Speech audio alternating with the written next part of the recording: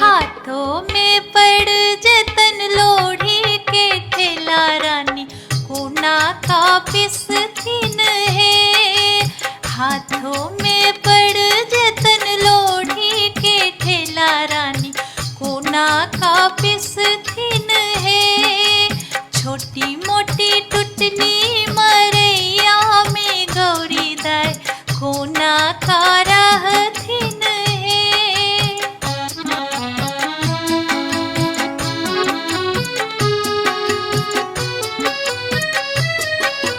भोला के दूधुर आकक बारी बितोन केलन खेती पथारी।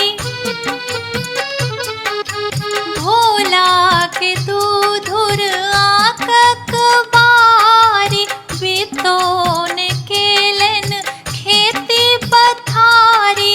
धिया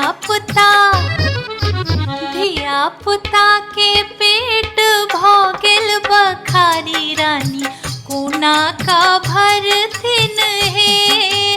धिया पुता के पेट भोगल बखारी रानी कोना का भरथिन है।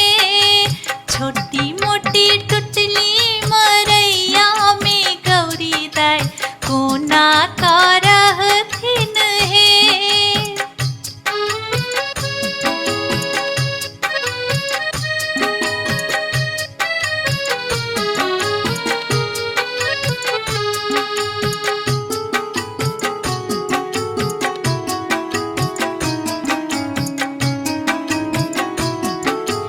अपनी महादेव भेला मसानी के देत बसहा के गुड़ा ओसानी।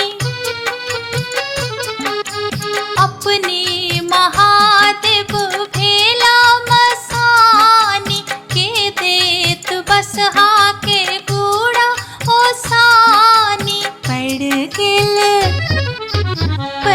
गेल गौरी के भारी विपत रानी कते दुख कटथिन है। पड़ गेल गौरी के भारी विपत रानी कते दुख कटथिन है। छोटी मोटी टुटली मरैया में गौरी दाई कोना का रहथिन है।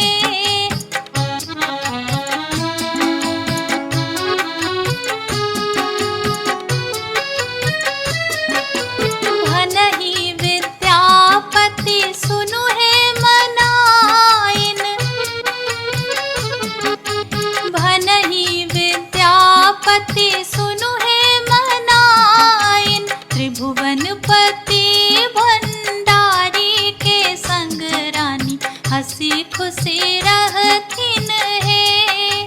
त्रिभुवनपति भंडारी के संग रानी हंसी खुशी